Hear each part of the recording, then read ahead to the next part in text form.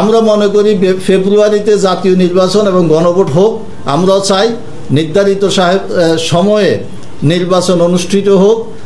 তবে গণভোটে যেন বিজয়ী হয়, এই জন্য আমরা আমাদের 8 দল প্রচার, প্রপাগান্ডা এবং বিভিন্ন মিটিং মিছিলের মাধ্যমে সেটা আমরা আওয়াজ তুলব এবং জনগণকে সচেতন করব। তার কারণ যদি জুলাই সনদ গণভোটের মাধ্যমে চূড়ান্ত আইনি ভিত্তি না পায়, তাহলে আওয়ামী ফেসিবাদের মতো নতুন ফেসিবাদ আবার জাতির ঘাড়ে উঠে বসবে।